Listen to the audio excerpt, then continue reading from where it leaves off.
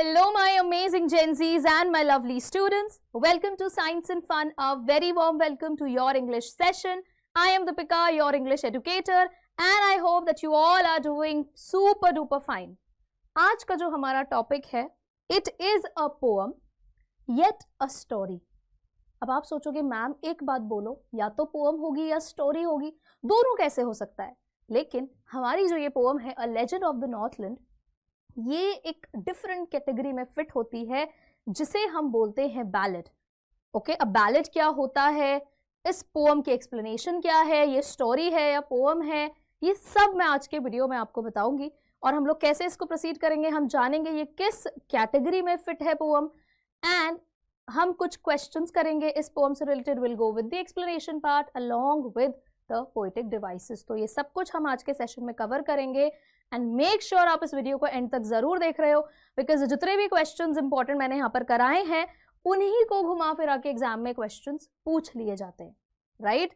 तो सबसे पहले आपके इस कंफ्यूजन को मैं दूर करूंगी कि भाई ये जो एग्जैक्ट हमारी पोएम है ये किस कैटेगरी में हम फिट करेंगे. जैसा कि मैंने आपको बोला कि ये एक पोएम भी है और एक स्टोरी भी है, एंड ये ब्यूटिफुल सा वर्क हमारे लिए प्रेजेंट किया है पोएट फीबी क्यारी ने. Okay, she was an American poet और बहुत ब्यूटिफुली उन्होंने इस पीस ऑफ वर्क को हमारे आगे प्रेजेंट किया है जो आपके सिलेबस में है, और उतनी ही ब्यूटिफुली हम इसको कंप्लीट करेंगे आज के इस सेशन में. तो अब पहला कंफ्यूजन अगर आपका लेकर चले तो this poem is a ballad.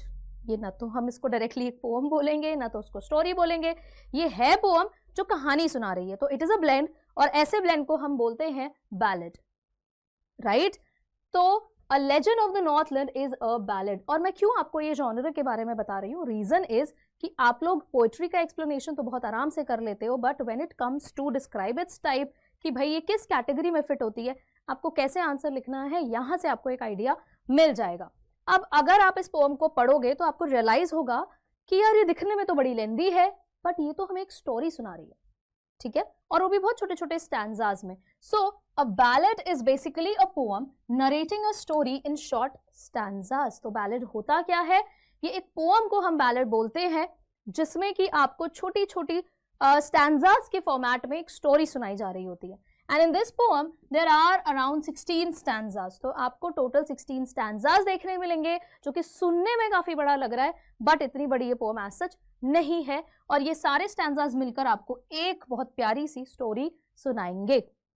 And अब बैलेड्स के बारे में अगर थोड़ा सा मैं बात करूं तो बैलेड्स जो है फोक कल्चर का काफी एक पॉपुलर पार्ट है, और एक जनरेशन से दूसरी जनरेशन इनको ओरली ट्रांसफर किया जाता है, सुनाया जाता है. Basically as such written records बहुत कम मिलते हैं, बट अब क्योंकि हमें आपको कन्वे करना है तो ये आपकी बुक में रिटन वर्जन में प्रेजेंट है ताकि आगे की जनरेशन को ये मिल पाए, ठीक है. और ओरली ट्रांसफर होने की वजह से बहुत सारी चीजें इनमें मिक्सअप होती चली जाती हैं. थोड़ा सा जैसे मान लो मुझे अगर कोई कहानी सुनाई जाएगी, कुछ भी एक बैलेड मुझे सुनाई गया या कोई लेजेंड मुझे सुनाई गया, मैं आगे अगर किसी को कन्वे करूंगी तो थोड़े से चेंजेस उसमें होते रहते हैं. तो ओरली ट्रांसमिट करने का ये भी एक एस्पेक्ट आप देखते हो इस तरह की पोएम्स में. अब ये पोएम हमें स्टोरी किसकी सुना रही है, ये पोएम हमें सुनाती है कहानी एक ग्रीडी लेडी की. ओके, कैसे हमें ग्रीडी नहीं बनना है, क्या उसके कॉन्सिक्वेंसेस हो सकते हैं, ये बहुत ही डिफरेंट तरह से हमारे आगे प्रेजेंट किया गया है. और अक्सर हम इस टाइप की स्टोरी बच्चों को सुनाते हैं उनको मॉरली थोड़ा सा फिट बनाने के लिए कि भाई वो अपने एथिक्स, अपने मॉरल आइडियाज को और डेवलप करें, right? A greedy lady is the main character along with disciple of Christ जिनका नाम है सेंट पीटर.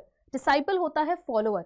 तो आप सेंट पीटर और ग्रीडी लेडी की ये स्टोरी सुनोगे एंड हमें यहाँ से एक बहुत अच्छा मैसेज मिलता है कि भाई people can get punished for their selfishness. जैसे इस पोएम में आप देखोगे कि द वुमन जिसके बारे में मैं बात कर रही हूँ, the greedy lady, she was punished for her selfishness. अपने सेल्फिश नेचर की वजह से, एक लालची बिहेवियर की वजह से उनको पनिशमेंट मिली. क्या पनिशमेंट मिली ये आप अभी पोएम में जानोगे. बहुत ही फनी और क्यूट सी पनिशमेंट मिलती है. And the legend also teaches us not to be greedy and that we should possess the qualities of kindness and empathy.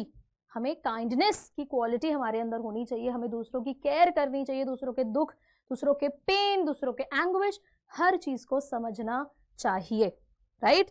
अब यहां से आपके दिमाग में डेफिनेटली आ रहा होगा कि मैम ठीक है, हमें ये तो समझ में आ गया that it is a ballad, ये भी समझ में आ गया कि ये पोएम एक्चुअली है क्या। शॉर्ट में आपको पूरा एक जस्ट समझ में आ गया कि एक स्टोरी है about the greedy lady and Saint Peter. Saint Peter कौन है? सेंट पीटर है जीसस क्राइस्ट के फॉलोअर, थे एक टाइम पर, ओके। लेकिन ये जो टाइटल है a legend of the Northland, इसमें एक वर्ड यूज हुआ है लेजेंड। ये क्या होता है? लेजेंड क्या होता है?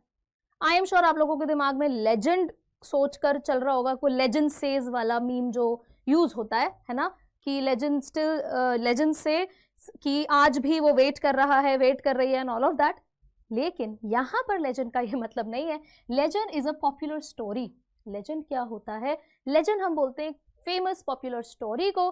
पास्ट की कोई कहानी लोगों के बारे में हो सकती है, किसी पर्टिकुलर इवेंट के बारे में हो सकती है, जिस पर बिलीव तो बहुत लोग करते हैं, लेकिन उसको प्रूव कर पाना थोड़ा सा मुश्किल है कि यार ऐसा कोई इंसिडेंट कभी हुआ भी था या नहीं, क्या ऐसा कुछ भी इवेंट कोई इंसान एग्जिस्ट भी करता था या नहीं। पता सबको होता है, सुना सबने होता है, लेकिन उसको प्रूव कोई नहीं कर पाता है। तो इस टाइप की स्टोरी को हम बोलते हैं लेजेंड, ठीक है। It usually contains a message और a moral and is narrated to children. और अक्सर लेजेंड्स में क्या रहता है? एक मॉरल होता है जो अक्सर बच्चों को सुनाया जाता है, सिखाया जाता है, उनको मॉरल आइडियाज डेवलप कराने के लिए, राइट। तो यहां से आपको क्लियर हो गया होगा कि हम क्यों इस पोएम को लेजेंड बोलेंगे, बिकॉज इसमें जो स्टोरी है वो पास्ट इवेंट की है, ओके। और आप देखोगे एक लाइन पोएट यहाँ पर बोलती भी है बहुत क्लियरली कि भाई मुझे भी नहीं पता है कि ये बात सच है या नहीं, बट ऐसा कहा जाता है। तो वो स्पेसिफिक लाइन भी है पोएम में, जिसकी वजह से हम इसको लेजेंड बोल रहे हैं, जो कि हम अभी लाइन बाय लाइन जब पोएम को समझेंगे तो आपको बहुत अच्छे से समझ में आ जाएगा। तो हम शुरू करते हैं line by line explanation of this beautiful poem. So away, away in the northland, where the hours of the day are few and the nights are so long in winter that they cannot sleep them through. अब आप ध्यान से देखो, legend word आपको तो समझ में आ गया, यहाँ पर आया है नॉर्थलैंड, टाइटल में भी है और पोएम की बिल्कुल फर्स्ट लाइन में भी आ गया है। ये नॉर्थलैंड है क्या एग्जैक्टली? कौन से एरियाज को हम बोलेंगे नॉर्थलैंड? ये क्या स्पेसिफिक कोई जगह है क्या? जैसे इंडिया एक कंट्री है तो ऐसे ही नॉर्थलैंड कोई जगह है स्पेसिफिक? नॉर्थलैंड हम बेसिकली किस एरिया को बोलते हैं? ये वो वाले रीजन होते हैं जो अराउंड आपके नॉर्थ पोल होते हैं। अगर आपको ये इमेज बहुत क्लियरली दिख रही है तो यहाँ से आप समझोगे कि नॉर्थ पोल के अराउंड जितने भी रीजन्स हैं, ठीक है, उनको हम बोलते हैं नॉर्थलैंड। अब आप जल्दी से मुझे कमेंट सेक्शन में बताएंगे कि भाई कौन से रीजन्स हैं जो आपको यहाँ दिख रहे हैं, या मे बी आपको आइडिया हो। थोड़ा सा हम यहाँ पर आपकी ज्योग्राफी टेस्ट करने वाले हैं। सो आप बताओ कि नॉर्थलैंड एग्जैक्टली किन एरियाज को बोला गया है। इतना मैंने आपको इन्फॉर्म कर दिया कि ये नॉर्थ पोल वाले एरियाज को बोला गया। अब आप मुझे बताएंगे और यहाँ से आपका एनसीईआरटी का एक क्वेश्चन भी टैकल हो जाता है। तो ये कहानी कहाँ की है? ये नॉर्थलैंड की है, इसीलिए बोला गया है a legend of the Northland. Title भी हमने समझ लिया। where the hours of the day are few, जहां पर आवर्स जो है दिन के जो घंटे होते हैं वो बहुत कम है। तो क्या ऐसा है कि बाकी जगहों पर 24 आवर्स होते हैं एक दिन में और यहाँ पर 15 आवर्स का डे होता है? क्या ऐसा बोला गया? बिल्कुल नहीं, ऐसा कुछ भी नहीं है। यहाँ पर देखो, अब नॉर्थलैंड है तो कोल्ड रीजन होगा डेफिनेटली। कोल्ड रीजन में क्या होता है, हम लोग को जैसे अभी विंटर्स का टाइम आ रहा है तो आप लोग देखोगे बोलते हैं ना कि दिन छोटे हो गए हैं, रातें लंबी हो रही हैं। तो इसका क्या मतलब है ना, रातें लंबिया क्यों बोल रहे हैं सर्दियों में? रीजन उसका ये कि भैया विंटर्स के टाइम पर ऐसा होता है कि अंधेरा काफी टाइम तक रहता है ना। उसके अपने साइंटिफिक रीजंस है, you all know, geographical reasons है, यू ऑल नो, राइट। तो उस कॉन्टेक्स्ट में बोला है क्योंकि भाई ये कोल्ड रीजन है। ऐसा नहीं है कि हर जगह 24 घंटे होते हैं और यहाँ पर 15 घंटे, ऐसा कुछ नहीं है। And the nights are so long in winter. अब देखो, दिन बहुत छोटे हैं तो रातें लंबी हैं। क्यों बोला है आप समझ गए हो, okay. That they can not sleep them through, और यही रीजन है कि वो प्रॉपर सो ही नहीं पाते हैं, ठीक है, कवर नहीं हो पाते हैं, उनकी रातें इतनी लंबी होती हैं। The nights are so long in winter that they can not sleep them through, cover ही नहीं हो पाता क्योंकि लिमिटेड सोने का टाइम है। एक लिमिट से आप ज्यादा कितना ही सो पाओगे? अगर 6 बजे अंधेरा हो गया है, 6 बजे भी सुबह अंधेरा ही है, 7 बजे भी अंधेरा ही है, तो खैर आपके टैलेंट की मैं बात नहीं करूंगी, लेकिन स्टिल आप समझ रहे हो कि विंटर होने की वजह से, और प्लस आप ये देखोगे कि ज्योग्राफिकल लोकेशन की वजह से, ये सब एस्पेक्ट को यहाँ पर प्रेजेंट किया गया है क्योंकि ये नॉर्थ पोल के आसपास का एरिया है। Clear? Then we will move on to the next part, the next stanza. where they harness the swift reindeer to the sledges when it snows and the children look like bears cubs in their funny furry clothes. अब ये क्या बोला है? जहां पर वो लोग, दे कौन हो गए? वहां के लोग हो गए, ठीक है, people of the Northland, Northland के लोग हो गए। वो क्या करते हैं? दे हार्नेस। नाउ हार्नेस का अगर आप देखोगे तो इस रोप को भी हार्नेस बोला जाता है, जिससे एनिमल्स को बांधा जाता है, कंट्रोल किया जाता है। तो यहाँ पर अगर आप समझना चाहते हो हार्नेस की मीनिंग, तो हो गया कि भैया वो इस तरह से रेनडियर्स को कंट्रोल करते हैं। रेनडियर्स यू नो, क्रिसमस के टाइम पर जो हम लोग पिक्चर ड्रॉ करते हैं सांता क्लॉज के साथ, देयर इज एन एनिमल, उसको बोला जाता है रेनडियर। यहाँ पर सामने आपके पिक्चर लगी हुई है, आप देख सकते हो। स्विफ्ट का मतलब होता है टू मूव फास्ट, जो तेजी से रेनडियर मूव करते हैं, उनको कंट्रोल करते हैं वहां के लोग। किसके साथ? To the sledges. स्लेज क्या होता है? आप ये देख रहे हो, जिसके थ्रू स्नो पर मूवमेंट की जाती है, इस पर्टिकुलर व्हीकल को बोला जाता है sledge, right? When it snows and the children look like bears cubs in their funny furry clothes. और जब वहां पर स्नोफॉल होती है तो सब लोग स्लेज में, स्लेज आप ऐसे भी देख सकते हो, सांता क्लॉज जिसमें बैठे होते हैं, जो कनेक्टेड रहता है रेनडियर से, पूरा बंधा रहता है, that is also known as sledge. और बच्चे जो है वो किसके जैसे दिख रहे हैं? बेयर्स कब्स जैसे, बिल्कुल इट्स लाइक भालू के बच्चे लग रहे हैं। कब यहाँ पर किसको बोला गया है? भालू के बच्चों को। बच्चे कैसे दिख रहे हैं? बिल्कुल बेयर के कब जैसे। उसका रीजन क्या है? बिकॉज उन्होंने फनी फरी कपड़े पहने हुए हैं। वो ऑब्वियस है यार, इतनी ठंड में थोड़ी वहां पर कोई सिंपल अपने टी शर्ट में या लोअर्स में घूमेगा। अब स्नोफॉल वाला एरिया है तो दे हैव टू वेयर फरी क्लोथ, जिसकी वजह से वो बच्चे कैसे दिख रहे हैं? बेयर्स कब्स जैसे। और एक हिंट मैं यहाँ से दे रही हूँ कि इस वाले स्टैंजा में आपको ढेर सारे पोएटिक डिवाइसेस मिल जाएंगे। आगे बढ़ते हैं। They tell them a curious story. I don't believe it's true, and yet you may learn a lesson if I tell the tale to you. देखो, मैंने आपको legend जब समझा रही थी, मैंने आपको कहा था एक लाइन आपको ऐसी मिलेगी जो क्लियरली इंडिकेट करती है कि yes, this poem is a legend. देखो कौन सी लाइन है वो? They tell them a curious story. Now they कौन है? they the adults, बड़े लोग, the elders, right? कि भाई वहां के जो बड़े लोग हैं वो उनको स्टोरी सुनाते हैं। देम कौन हो गए? चिल्ड्रन, बच्चों को वहां के स्टोरी सुनाई जाती है, एक क्यूरियस स्टोरी उन्हें सुनाई जाती है। I don't believe it is true, okay. लेकिन यहाँ पर पोएट फील्स कि मुझे लगता तो नहीं है कि ये सच है। ये वाली लाइन स्पेसिफिकली क्लियर कर देती है कि this poem is a legend. Poet को ये बात पता है कि भाई ये मुझे सच तो लगती नहीं है, and yet you may learn a lesson, लेकिन फिर भी आप एक लेसन सीख सकते हो, एक मॉरल आपको मिलता है। If I tell the tale to you, अगर मैं ये स्टोरी आपको सुनाऊं, राइट? तो अब वो स्टोरी क्या है exactly? Once when the good Saint Peter lived in the world below. एक टाइम की बात है, देखो वंस, जैसे हम लोग अपनी फेरी टेल्स में करते हैं ना, once upon a time in a beautiful forest there used to live king, या कुछ भी ऐसा कुछ कर लो, किंग ऑफ जंगल ऐसा करके, है ना? तो हम लोग फेरी टेल वगैरह सुनते हैं तो बिल्कुल वैसा ही लग रहा है प्रेजेंटेशन, है ना? अब when the good Saint Peter, Saint Peter की बात हो रही है, मैंने आपको इनिशियली ही बता दिया था, saint Peter was a disciple of Christ. Christ आपको पता है, ओके, क्रिश्चियनिटी जिनके थ्रू आई थी, so disciple of Christ, follower थे जीसस क्राइस्ट के। तो एक टाइम की बात है कि भाई गुड सेंट पीटर, बहुत ही लेजेंडरी पर्सन, वाइज पर्सनालिटी, और सेंट वगैरह जो होते हैं, जैसे हम लोग बोलते हैं ना संत महात्मा लोग, कि इनको कभी गुस्सा नहीं आता है, ये शांत स्वभाव के होते हैं, ये विजडम के बारे में लोगों को सिखाते हैं, सही गलत के बारे में बताते हैं, और बहुत अच्छे तरह से एक लेसन सिखा कर जाते हैं। तो एक टाइम की बात है जब सेंट पीटर जो है दुनिया में रहा करते थे, ठीक है, अर्थ पर रहते थे, इन द वर्ल्ड बिलो, यहाँ पर बोला गया अर्थ को, कि जब ये अर्थ पर रहते थे as humans and walked about it preaching just as he did, you know, और वो इधर से उधर घूमते थे, जिस तरह से आप देखोगे बुद्धिस्ट आइडियोलॉजीज को प्रमोट किया जाता है। आपने सुना होगा बहुत सारी स्टोरीज में कि लॉर्ड बुद्धा भी लोगों को समझाते थे, नई नई चीजें सिखाते थे, लाइफ के लेसन्स देते थे।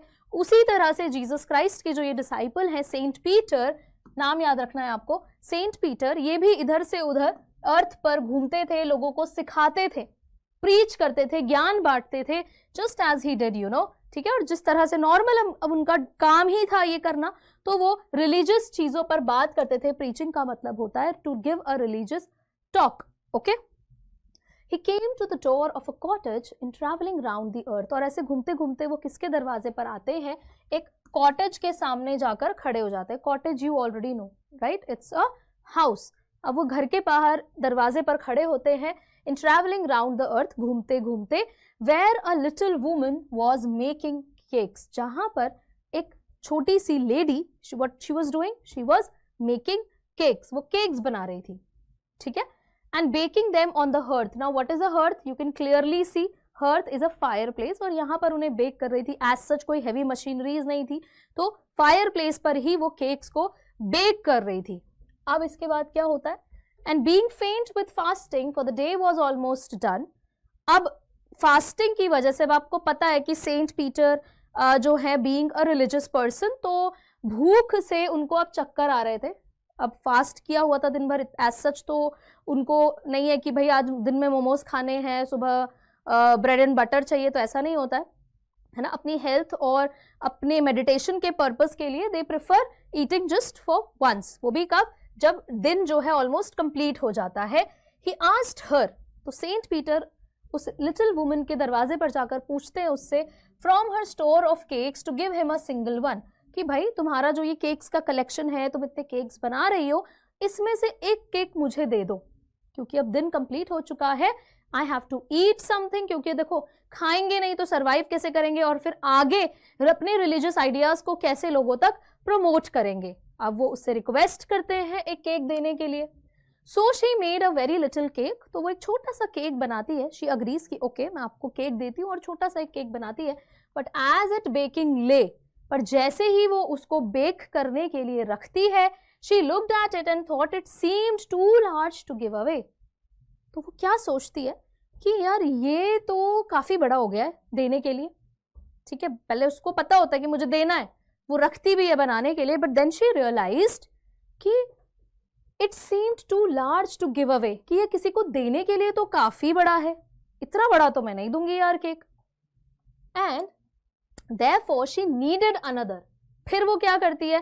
फिर से आटा लगाती है, प्रॉपर उसका डो तैयार करती है. आपको पता है ना, नीड करना इज जब आप उसका डो रेडी करते हो, आटा जैसे करते हैं, दैट इज कॉल्ड नीडिंग. सो फिर से वो आटा लगाती है, and still a smaller one, और पहले वाले से भी कंपैरेटिवली छोटा सा बनाती है.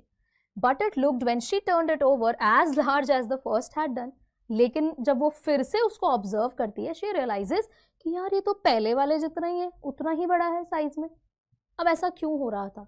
बिकॉज शी वॉज बिकमिंग और ग्रोइंग सेल्फिश. वो देना ही नहीं चाह रही थी. ओके उनको लग नहीं रहा था कि मुझे देना चाहिए, उनको ये लग रहा था कि बस ये मेरा ही है सब कुछ, मैं कैसे दे दूं. Then she took a tiny scrap of dough. फिर वो क्या करती है? बिल्कुल बहुत ही छोटा सा, बहुत ही स्क्रैप होता है किसी भी चीज का छोटा सा अमाउंट, वो उस डो का और भी छोटा सा पार्ट लेती है, एंड रोल्ड इट फ्लैट, और उसे बिल्कुल फ्लैट रोल कर देती है. And baked it thin as a wafer, और बिल्कुल एक वेफर जैसे पतला सा उसको उसको रोल कर देती है, बेक कर देती है. But she couldn't part with that. लेकिन फिर वो दिमाग में सोचती है कि यार मैं इससे अलग कैसे हो जाऊं, कैसे मैं इसको दे दूं. पार्ट विद दैट का मतलब तो वैसे होता है टू गेट सेपरेटेड, राइट. लेकिन यहां पर आप समझ लो टू गिव अवे, कि उनके दिमाग में, उस लिटिल वुमन के दिमाग में ये बार बार आता है कि यार ये भी बहुत बड़ा है, ये भी मैं कैसे दे दूं. नहीं दे पाती है. फॉर शी सेड, बिकॉज वो क्या बोलती है, my cakes that seem too small when I eat of them myself are yet too large to give away. वो सोचती है कि यार जब मैं खाती हूँ तो ये तो बड़े छोटे लगते हैं. होता है ना अक्सर हमारे साथ, हम कभी भी, आप लोग सपोज अगर कोई मोमोज का फैन है, कोई नूडल्स का फैन है, कोई पिज्जाज का फैन है, आई एम श्योर यहाँ पे कोई लौकी या कद्दू जैसी सब्जियों का फैन नहीं होगा, राइट. तो यहाँ पर जब आप खा रहे होते हो तो वो बहुत कम लगता है, पर जब किसी के साथ शेयर करना होता है तो वो अचानक से लगता है यार इतना सारा कैसे दे दें किसी को, है ना. तो बिल्कुल ऐसा ही उस लिटिल वुमन को लग रहा था. My cakes that seem too small, she thought कि यार जब मैं खाती हूँ तो ये तो बड़े छोटे लग रहे होते हैं, लेकिन जब मैं दे रही हूँ किसी को तो यार ये तो बहुत बड़े लग रहे हैं मुझे, मैं दे ही नहीं पा रही हूँ. So she put them on the shelf, and finally she decided कि मैं नहीं दे रही हूँ. She kept them on the shelf. वो उन्हें कहाँ रख देती है? शेल्फ पर जाकर रख देती है, देती ही नहीं. Then good Saint Peter grew angry. और अब क्या होगा? ऑब्वियस ही बात है, देखो सेंट पीटर हंग्री है, है ना, ही इज अबाउट टू फेंट, गिर सकते हैं, चक्कर आ सकता है उन्हें. सो ही ग्रू एंग्री, उन्हें गुस्सा आ जाता है. For he was hungry and फेंट, बिकॉज फॉर, यहाँ पर फॉर का मतलब क्या है, बिकॉज, राइट, क्योंकि वो बहुत भूखे हैं, उन्हें चक्कर आ रहा है. And surely such a woman was enough to provoke a saint, और इस तरह की एक्टिविटी जो ये लेडी कर रही है ये काफी था उस सेंट को गुस्सा दिलाने के लिए, प्रोवोक करने के लिए, इंपल्सिव होने के लिए, राइट. एंड ही सेड, तो भाई गुस्से में आ जाते हैं हमारे सेंट पीटर, एंड क्या बोलते हैं, you are far too selfish to dwell in a human form. एक इंसान होने लायक तुम बिल्कुल नहीं हो, तुम ह्यूमन फॉर्म में होने के बाद भी तुम बहुत लालची हो, तुमको ये लाइफ भी डिजर्व नहीं करती हो. ठीक है, ड्वेल मतलब होता है to live, to have both food and shelter. तुम इतनी सेल्फिश हो कि तुम्हारे पास फूड, शेल्टर ये सब नहीं होना चाहिए. And fire to keep you warm, ना तो तुम्हारे पास फायर होनी चाहिए, तुम सिर्फ और सिर्फ अपने बारे में सोचती हो. You are a selfish person, indirectly वो ये बात बोलते हैं. Now you shall build as the birds do, तो अब तुम्हें क्या करना है, तुम्हारे पास ह्यूमन फॉर्म में हो ना तुम, इसलिए तुमको इतना तुम इतनी ग्रीडी हो, तो मैं एक काम करता हूँ, आई विल कर्स यू, और तुम क्या एक बर्ड बन जाओगी, बिल्कुल वैसे ही जैसे वो मेहनत करते हैं, अपना नेस्ट बनाते हैं, तुम भी वैसे ही बन जाओगी. And shall get your scanty food, तो फिर तुम्हें थोड़ा थोड़ा तुम ढूंढ के लाओगी, बहुत मेहनत करोगी, और उसमें भी तुम्हें बहुत थोड़ा सा खाना मिलेगा. अनलाइक ह्यूमन फॉर्म कि भाई तुम्हारे पास हर चीज है, अवेलेबल है, हर चीज का आपके पास एक्सेस है, ये अब नहीं कर पाओगी. By boring and boring and boring all day in the hard dry wood. जब तुम बिल्कुल, जैसे आप यहाँ पर ये बर्ड देख रहे हो, वुड पैकर, ठीक है, वो कितनी मेहनत करता है, तब जाके उसके लिए खाना उसको मिलता है, उसके रहने की जगह बनती है. तो यहाँ पर सेंट पीटर कर्स दे देते हैं उस लेडी को, दैट तुम भी बिल्कुल वैसे ही कंटिन्यूअसली डिग करती रहोगी पूरा दिन हार्ड ड्राई वुड में, और मैं तुम्हें कर्ज दे देता हूं एक बर्ड बनने का. Then up she went through the chimney, never speaking a word, and out of the top flew a woodpecker, for she was changed to a bird. और immediately क्या होता है, up she went through the chimney, तो वो chimney से होती हुई वहां से निकलती है, कि imagine this is the lady, तो चिमनी से निकलती है, ठीक है, और वहां से वो क्या बन जाती है, एक बर्ड बन जाती है. कभी एक शब्द वो अब नहीं बोल पाती, कैसे बोलेगी भैया, बर्ड बन गई है, right. And out of the top flu a woodpecker, okay, और ऊपर से कौन निकल कर आता है बाहर, एक woodpecker, it's a bird. For she was changed to a bird, because यहाँ पर बिकॉज ऑफ दैट कर्स भी क्यों मिला, because of her selfishness she was changed to a bird. और चिमनी से निकली है तो देखो क्या क्या इंपैक्ट आया. She had a scarlet cap on her head. अब जिस टाइम पर द लेडी वो भागकर चिमनी की तरफ जाती है, उसके सर पर एक स्कारलेट कैप होती है. Scarlet is a beautiful red coloured cap, okay.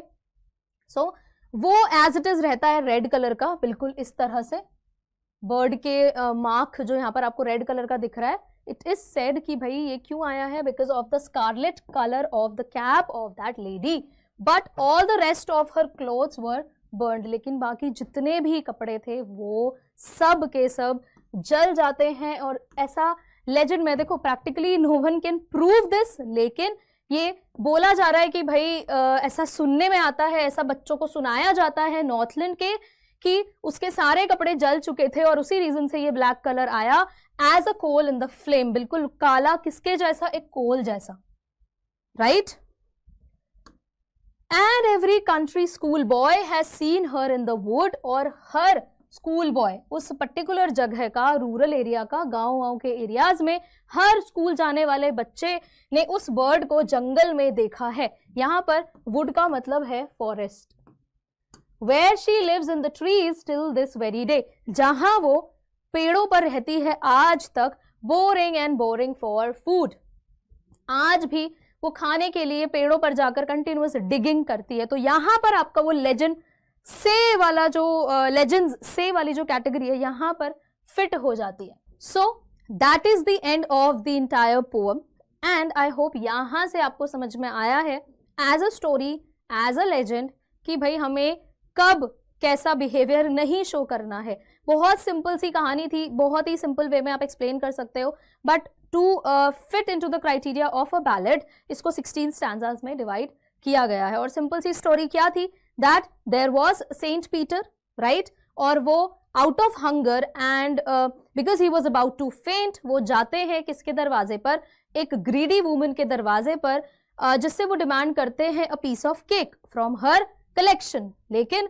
वो डिनाई कर देती है देने का, बिकॉज जितने भी बार वो सेंट पीटर के लिए केक बनाने की कोशिश करती है, she found them all too large, सबको लगता है उसको कि भाई ये सभी बहुत बड़े हैं देने के लिए, सो शी डिनाइड, वो नहीं देती है, and out of anger saint Peter curse कर देते हैं उस लेडी को that you will be a bird from now on. और रीजन उसका क्या, उसकी प्रेजेंस को किस तरह से उसके अपीयरेंस को कैसे दिखाया है कि भाई वो ये जैसे ही उसको ये कर्स मिलता है, she straight away went to the chimney, और वहां से वो कैसे निकलती है, ड्यू टू हर कैप, वो स्कारलेट कलर उसके हेड पर रहता है और सारे कपड़े उसके जल जाते हैं, जिसकी वजह से वो एकदम black as a coal present की जाती है। और अभी भी ऐसा कहा जाता है, वहां के एरियाज में ये बात बोली जाती है कि भाई उस बर्ड को आज भी उतनी ही मेहनत से डिग करते हुए पाया जाता है, देखा जाता है।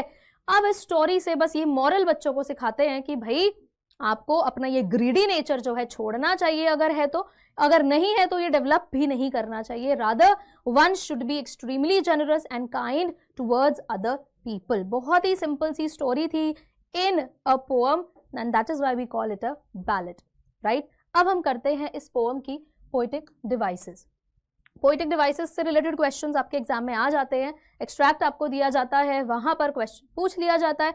सो वन बाय वन हम लोग सारे पोएटिक डिवाइसेस करेंगे and it is a easy one, right. सबसे पहले हमें मिलता है एलिटरेशन, और बहुत सारे एग्जाम्पल आपको इस पोएम में एलिटरेशन के मिलेंगे।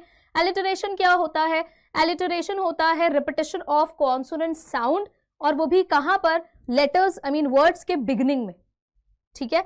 आपको near by words, closely connected words के बिगिनिंग में अगर कॉन्सोनेंट साउंड का रिपीटिशन सुनाई दे रहा है, that is called alliteration, okay. तो यहां पर कुछ एग्जांपल्स मैंने मेंशन किए हैं, इसके अलावा जितने एग्जांपल्स है you can comment them down, right. That, they, them, देखो यहां पर द साउंड इज रिपीटेड, तो ये हो गया एलिटरेशन। लुक लाइक ल साउंड इज रिपीटेड, फनी, फरी, फ साउंड इज रिपीटेड, फेंट, फास्टिंग, देखो ये सब एलिटरेशन है। स्टिल, स्मॉलर, ये सब एलिटरेशन है। Build, birds, woman, was, then took, tiny, इस तरह से you will get an number of alliterations example, ठीक है। आपको एग्जाम्पल मिल जाएंगे, आप लोग फटाफट से कमेंट में बताओगे। Then the next poetic device is repetition. अब रेपिटिशन जैसा नाम है वैसी ही इसकी डेफिनेशन है। रेपिटिशन होता है जब आपकी पूरे वर्क में, पोएम में, या कहूँ इस बैलेड में, आपको कुछ वर्ड्स अलग अलग स्टैंजाज में रिपीट होते हुए मिलते हैं, राइट। जैसे हमने देखा था अभी रिसेंटली, हमने वो वर्ड पढ़ा था रिसेंट स्टैंजाज में, boring word, right. Boring and boring and boring, तो वो रिपीट हो रहा है एक ही लाइन में। अवे भी हमने देखा, रोल्ड वाला लाइन भी हमने देखा, ये वर्ड स्पेसिफिकली हमने देखा रिपीट हो रहा है। So this is an example of repetition. इसके अलावा कोई एग्जाम्पल्स हैं आप डेफिनेटली कमेंट्स में मेंशन करोगे। Then we have simile. Simile क्या होता है, मैंने आपको हिंट भी दिया था, एक पर्टिकुलर स्टैंजा में हमारे पास ढेर सारे पोएटिक डिवाइसेस थे। सिमिली होता है जब हम कंपैरिजन ड्रॉ करते हैं, ठीक है। कंपैरिजन हम ड्रॉ करते हैं using, comparison done using like और एज, ठीक है। लाइक या फिर एज का यूज करके अगर हम कंपैरिजन ड्रॉ कर रहे हैं, वहां पर हम बोलेंगे कि भाई ये सिमिली है। अब जैसे देखो, the children look like bears cub. Now see, बच्चे जो है वो किसके जैसे दिख रहे हैं, बेयर्स कब, भालू के बच्चों के जैसे, तो लाइक से कंपेयर किया गया है।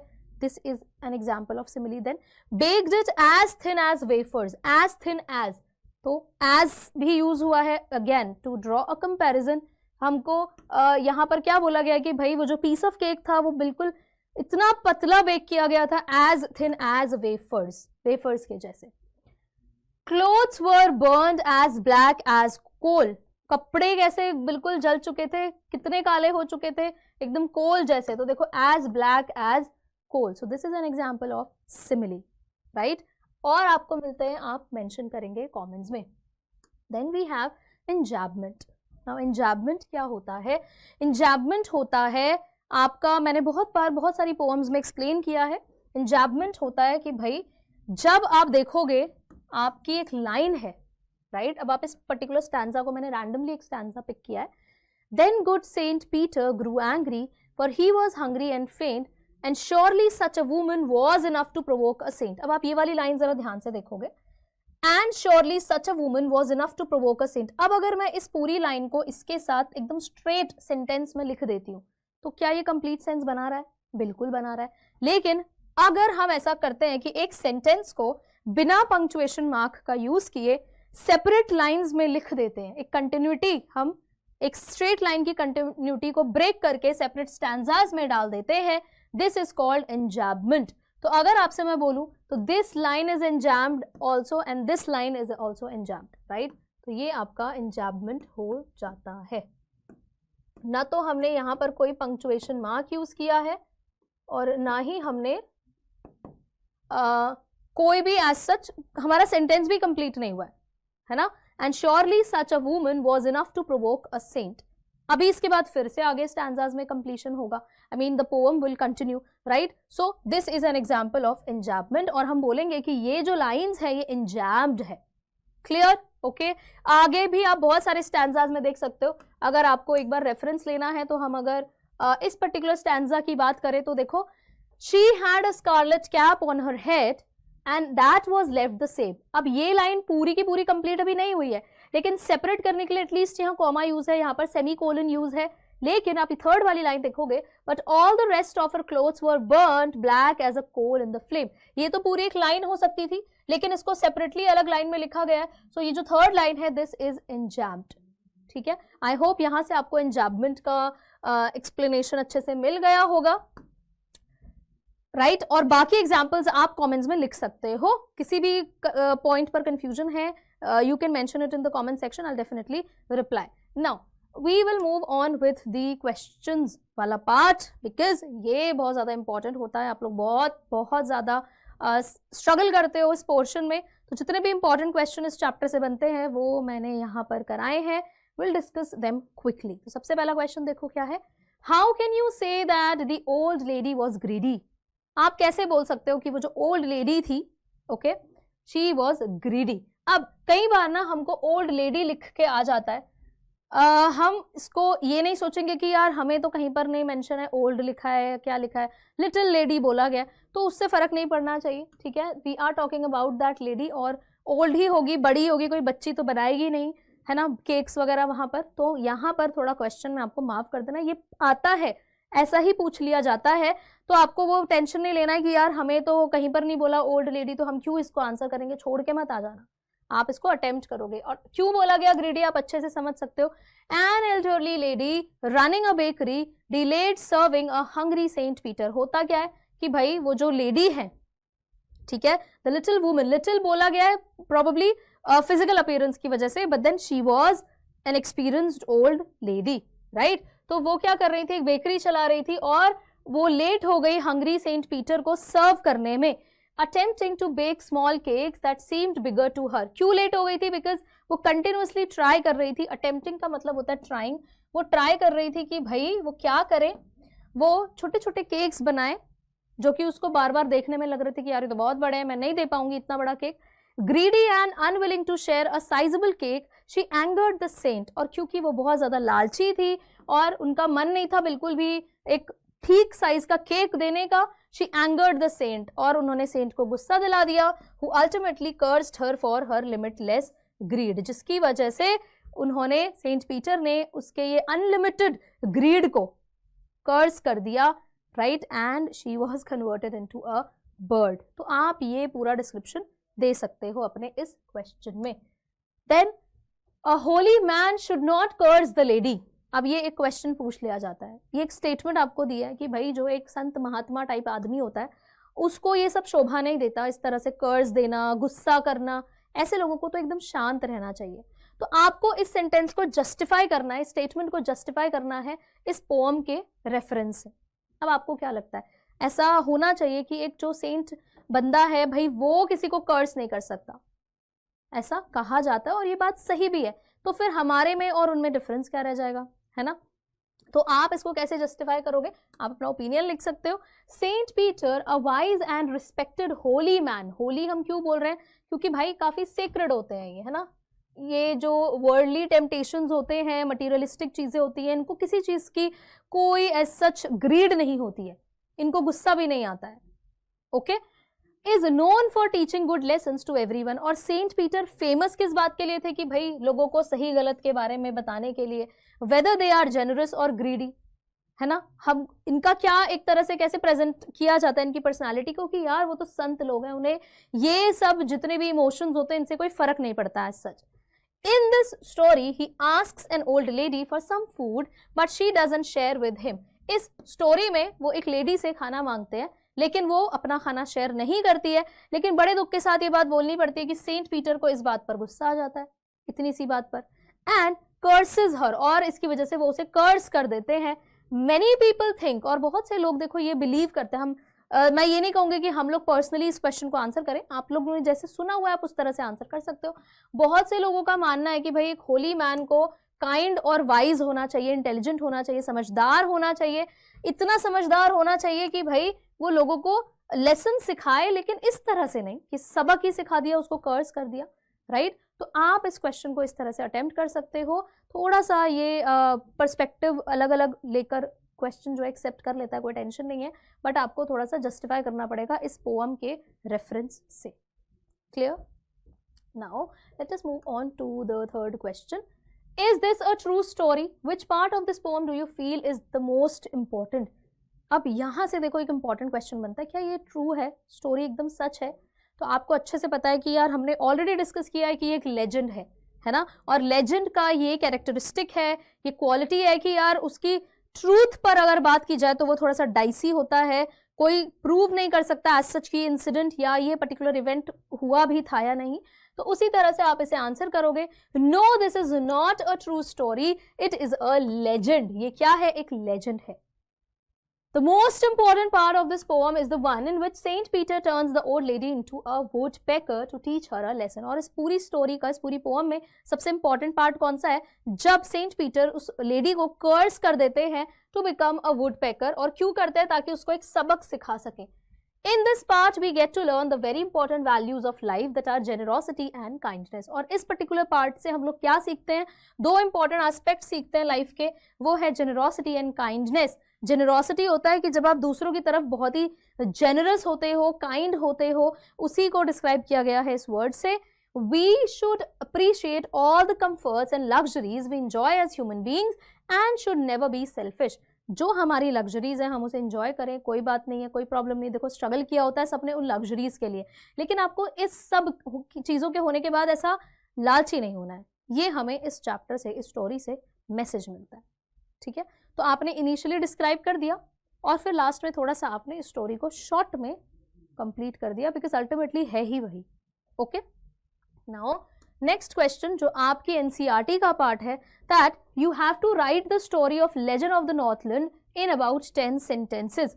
Now I want you all to attempt this question. आप इसको अटेम्प्ट करो। क्यों? बिकॉज पूरी स्टोरी हम पढ़ चुके हैं, पूरी पोएम हम पढ़ चुके हैं, अच्छे से समझ में आ गए। इनफैक्ट क्वेश्चंस में भी हमने बीच बीच में एक तरह से देखा जाए तो इस पूरी पोएम की समरी अच्छे से देखी, राइट। छोटे छोटे पार्ट्स में, इनिशियल पार्ट में भी जब मैंने अबाउट द पोएम आपको बताया था, वहां पर भी हमने कुछ लिमिटेड वर्ड्स में पूरी पोएम को अच्छे से समझ लिया। Now it's your job to explain this story in about 10 sentences. आप 10 सेंटेंसेज में, अब आप 1 2 3 4 करके 10 सेंटेंसेज करो, या आप एक पैराग्राफ की फॉर्मेट में करो, it is up to you. आपको इसका एक समराइज्ड वर्जन प्रेजेंट करना है, आप कमेंट सेक्शन में मेंशन करोगे, okay. And if you want this slide जिसमें कि इसका आंसर रहेगा, you will have to download the application. वहां से आपको वाईटी सेक्शन, वाईटी रिसोर्सेज वाला जो पार्ट है, इजीली अवेलेबल वहां से होगा आपको ये पीडीएफ, राइट। फ्री है, कोई ऐसा नहीं है कि आपको कोई पर्टिकुलर बैच परचेज करना पड़ेगा, उसके लिए कुछ पेमेंट करने की जरूरत नहीं है। वहां पर आपको ये फ्रीली अवेलेबल रहेगा, this particular PPT, right. So I will see you in the next video. ये क्वेश्चन आपको जरूर अटेम्प्ट करना है, आंसर आपको कमेंट्स में मेंशन करना है। I am going to read your answers and do the required correction, right. So I will see you in the next class. Thank you so much. अगर आप लोगों ने पूरा चैप्टर अच्छे से पढ़ा, कुछ भी डाउट्स होते हैं, let me know. I will try to reply and respond to your questions. And next chapter आपको कौन सा चाहिए आप वो भी मुझे कमेंट सेक्शन में मेंशन करोगे. I will see you in the next class. Bye bye everyone.